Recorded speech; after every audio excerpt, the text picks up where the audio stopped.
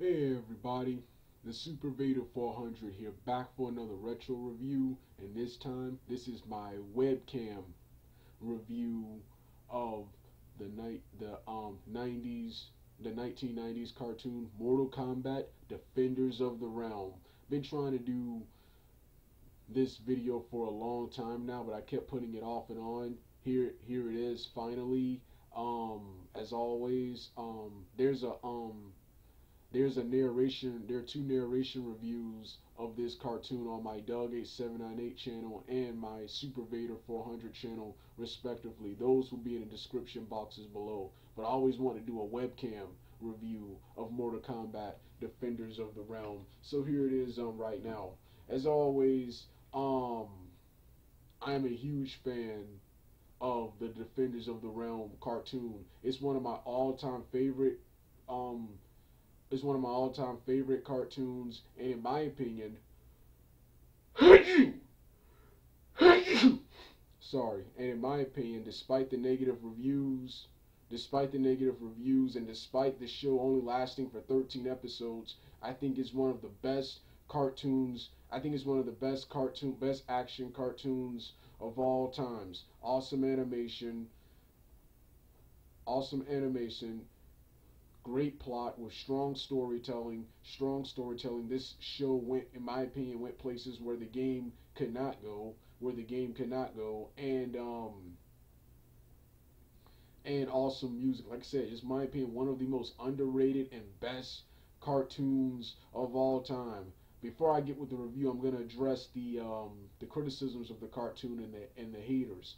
This cartoon gets ragged on by a lot of people for, first of all, not having the extreme violence of the Mortal Kombat games.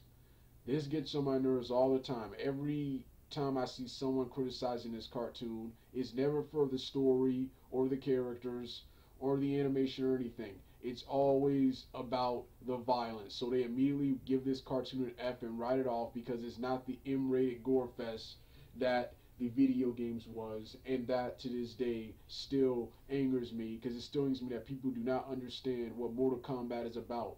As Raiden said in the Mortal Kombat movies, Mortal Kombat is not about death, but life. All of that violence and gore was put into the game for the enjoyment of the players. If you actually read the actual backstory of Mortal Kombat, despite all that death and destruction, all that blood and gore, no one really died in Mortal Kombat. It wasn't until in Mortal Kombat 1, the only person to die was Sub-Zero, and Shang Tsung's human form. In Mortal Kombat 2, there was no deaths. Mortal Kombat 3, Johnny Cage was killed off at the beginning of the game, and that's just about it. Nobody died.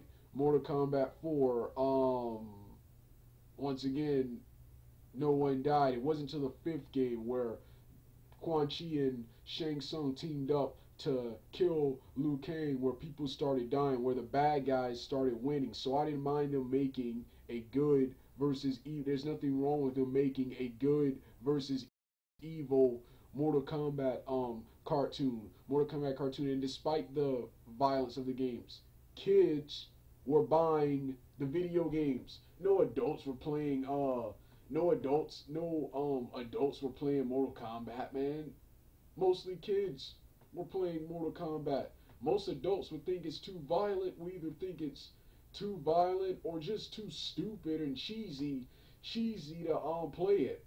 I can't imagine any respectful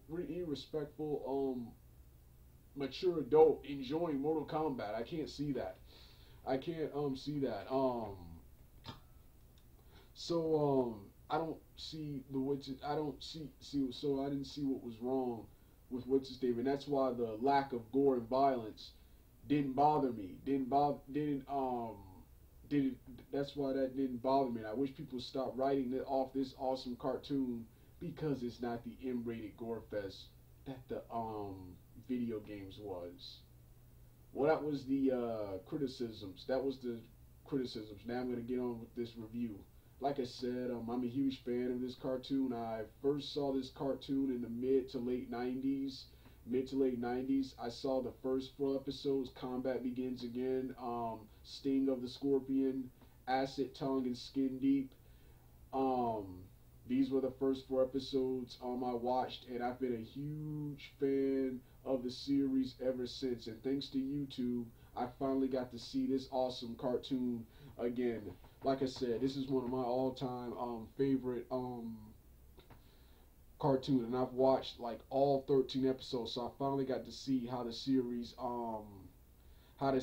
ended. And despite that, as much as I love this series, one of the only disappointments I have towards this series is that it had to end after 13 episodes because of I mentioned the above criticisms, but also because USA got rid of their Action Extreme Cartoon Express USA Cartoon Express block. So that means that saw the end of Street Fighter, Mortal Kombat, Savage Dragon, the Sky Surfer cartoon, and of course another video game based cartoon called Wing Commander. Wing Commander, it saw the end of these shows, and that disappoints me because there was one episode, what was that episode? What was that episode called? I'm on Wikipedia right now.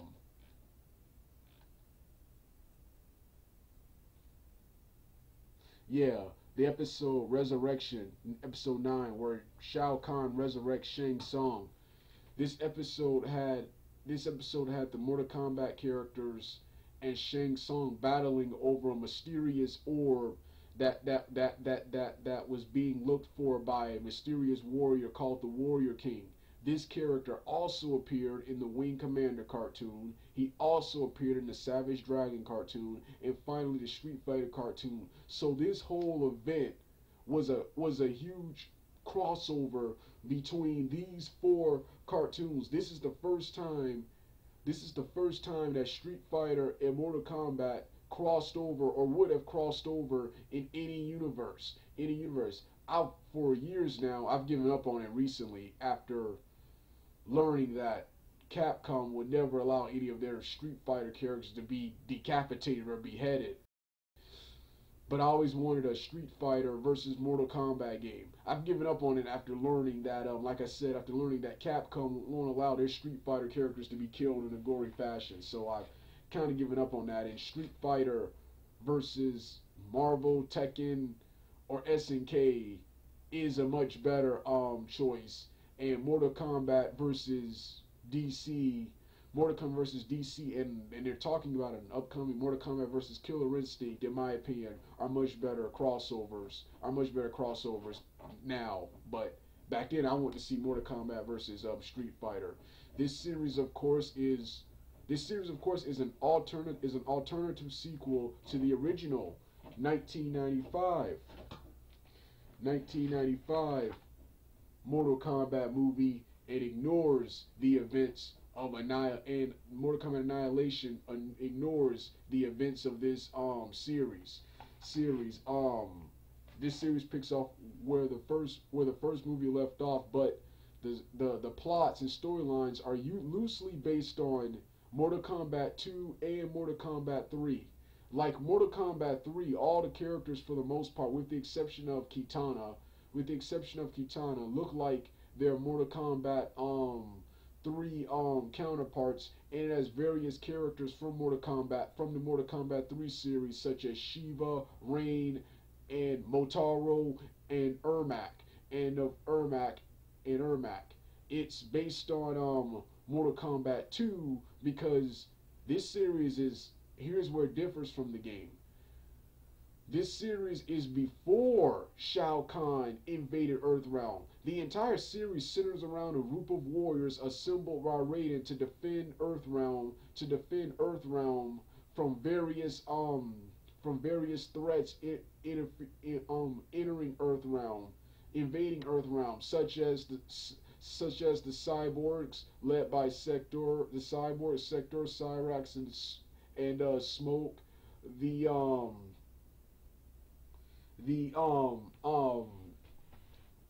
and of course the Tarkatan, or Nomads as they were called at that time, and of course the Reptiles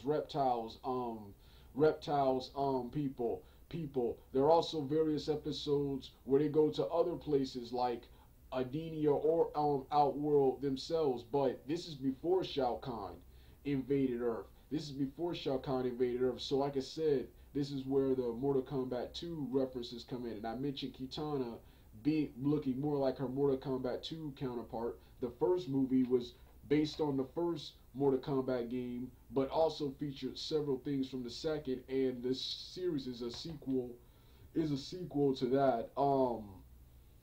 sequel to that. So like I said, it's based on Mortal Kombat 2 because it's before Shao Kahn invaded the Earth realm. It's before Shao Kahn invaded Earth realm, and what's his name? It's based on Mortal Kombat 3 because like I said, it features the Mortal Kombat 3 cast. It features younger Sub-Zero, younger unmasked Sub-Zero, Liu Kang in his Mortal Kombat 3 garb. Liu Kang is Mortal Kombat 3 guard. Curtis Stryker, who made his debut in Mortal Kombat 3, but he was chosen here, pretty much replacing Johnny Cage. Johnny Cage. Nightwolf. Nightwolf is in this series despite making his appearance in Mortal Kombat 3. Despite making his first appearance in Mortal Kombat 3. And Sonya and Jax look like they're Mortal Kombat 3 counterparts. Yeah, the animation of this show is vastly similar. The series itself is vastly similar to the DC animated universe. I think this series is better than the DC animated universe. The DC animated universe, the Marvel animated universe, particularly X-Men and Fantastic Four and the X-Men and the Fantastic Four cartoon, and finally Japanese anime, especially like in the final episodes, it looks more Japanese anime, and finally G.I. Joe. Like in G.I. Joe, they have a base where Nightwolf serves as the tech producer, and Nightwolf is similar to Spirit from G.I. Joe. They have a base. They have dragon jets, which I think is cool. Which I think was pretty awesome, and yeah, like the Marvel animated universe, when the series starts, it starts off similar to the intro is similar to the X-Men the animated series intro, which shows you the intro of each character, except you hear Raiden giving the roll call for each character in the series. Then, of course, like the DC animated universe, the animation, like I said, is great. That was one thing I loved about the DC animated universe. Unlike most animated shows in the 90s, which were kind of stiff, the animation of these was stiff. This animation is fast-paced. And this animation, like I said, was pretty good for a low-budget video game cartoon. You see, if you look, not every cartoon back in the 90s got the DC animated universe treatment. A lot of these cartoons had like really stiff animation where the characters barely move. This animation is more fluid. The only thing I would probably hate, and this actually makes the show unintentionally funny, is the way certain characters run. And like I said, another thing I like is fast-paced, fluid fight scenes. And one improvement I like from the movies is more superpowers. Liu Kang, more fireballs. He utilizes his bicycle kick and flying kicks more. Kitana uses her fans more. Stryker uses his nightstick. Jax uses ground smash with his metal arms. Sonya uses her power band that shoots out purple energy. Also other characters who appear in this show. Characters like Johnny Cage, characters like Johnny Cage and Kung Lao were never seen in this series or referenced. Johnny Cage, I'm pretty sure he would have appeared later if this series would have continued, because if you look at Johnny Cage's backstory, at first I criticized the fact that Johnny Cage wasn't in this cartoon, but after understanding Johnny Cage's backstory, there's no reason for him to be involved with constant saving the universe, especially after reading the Mortal Kombat comic books, Mortal Kombat Blood and Thunder comic books. he's making film. He's an actor and making films and stuff. So there's no reason for him to be playing be on the combat team, the Forces of Light team assembled by Raiden, to be on the Defenders of the Realm team. So there's no reason for that. Kung Lao, I think Kung Lao in this Mortal Kombat universe is an amalgamation of Liu Kang, because like I said in this film right here, Liu Kang in this movie, has a look similar to look similar to not only Liu Kang but Mortal Kombat 2 Kung Lao with the tank top and sleeveless shirt in the sequel Annihilation. So yeah, then of course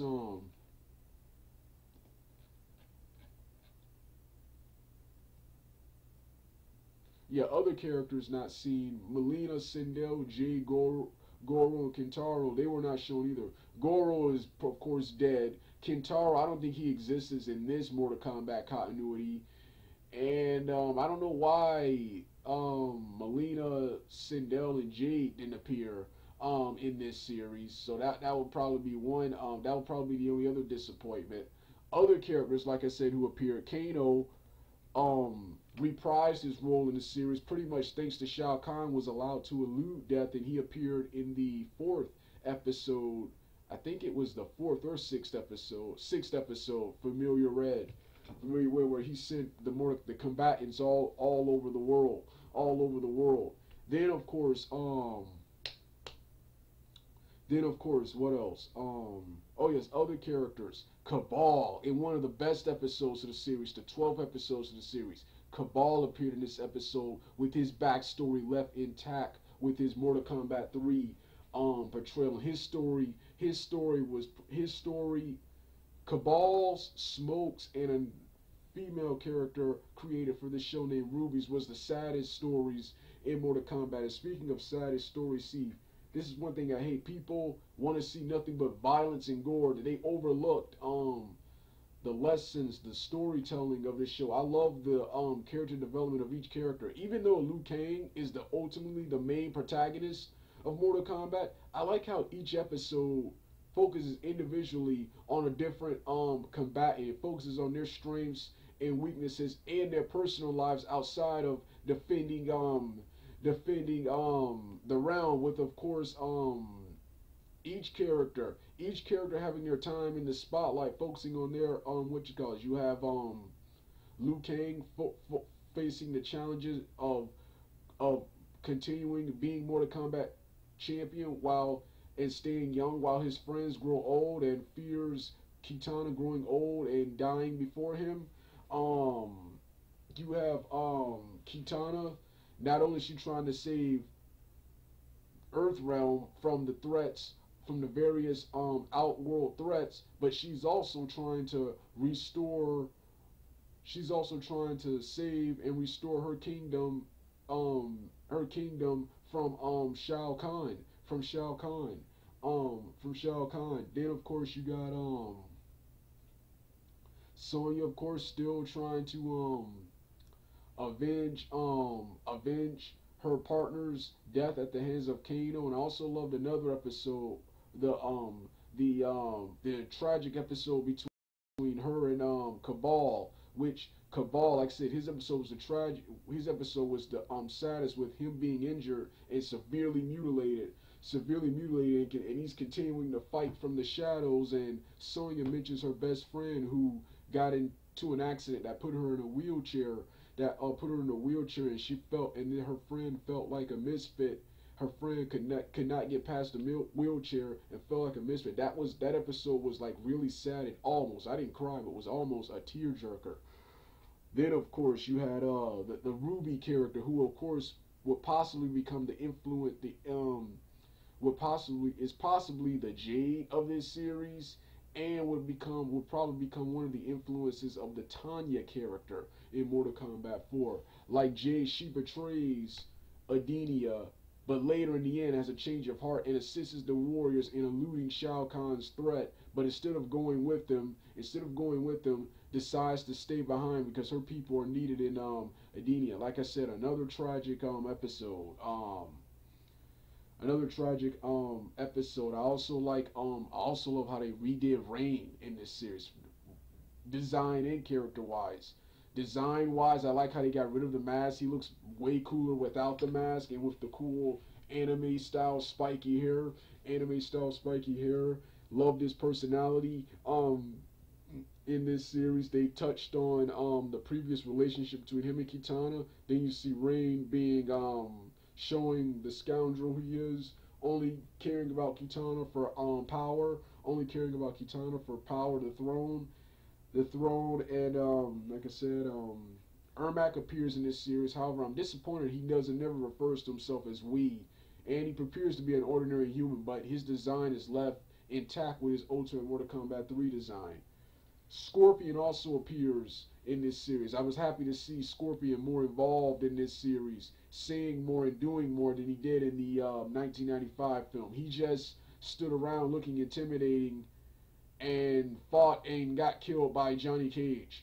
Fought and got killed by Johnny Cage. Here he was made to look stronger with him trying to raise Shang Tsung and the armies of the dead, and was narrowly defeated by Liu Kang. Disappointed by how quick the fight between him and Sub-Zero was. Scorpion defeated Sub-Zero with one kick. Sub-Zero defeated with one kick. That's probably another thing I didn't like about this series. Then of course you got Komodai replacing Reptile from the previous film because Reptile died. Then you had Korbarak, who was this series Baraka. Why didn't they just call him Baraka? I would have bought it. They called him Korbarak, which is actually a alternate spelling of Baraka's name. If some kind of weird spelling of Baraka's name, the letters are the same. It's just the words are switched around. The letters are switched around. Yeah. Then then you had Motaro, who makes his first appearance in episode 4, Skin Deep. This is also the episode Rain is introduced in. Episode 8, which is Rain introduced. Shang Tsung is resurrected in his series, and then this episode also provided us with the debut of Quan Chi, who will become a major antagonist in Mortal Kombat and a major antagonist in the next two Mortal Kombat games. Mortal Kombat Mythology Sub-Zero, the action-adventure platformer starring Sub-Zero, and of course Mortal Kombat 4. Mortal Kombat 4. So this series gave us something. It gave us Quan Chi. It gave us Quan Chi, and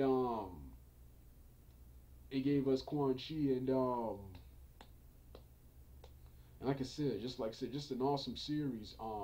Man, and see, it was canceled after 13 episodes because of negative reception, but mostly because of USA, man, getting rid of their cartoon block. I am so angry at USA for this several years later, getting rid of their awesome USA cartoon block, but never canceling WWE for how terrible they are. Because I would love to see this show continue well. I would love to see them continue well into the Mortal Kombat 4 storyline, then the Deadly Alliance storyline, then imagine the Deception storyline, Armageddon storyline, and then of course I don't like the current timeline, but who knows, this film could have probably made that good. Like I said, awesome series, man.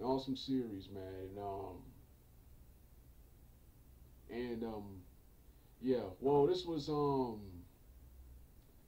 was my webcam review of Mortal Kombat Defenders of the Realm. Probably do another narration review with more pictures, and then of course in the future, I'm not sure where I'll upload it, a video version with me showing video footage of the cartoon. All right, I'm done.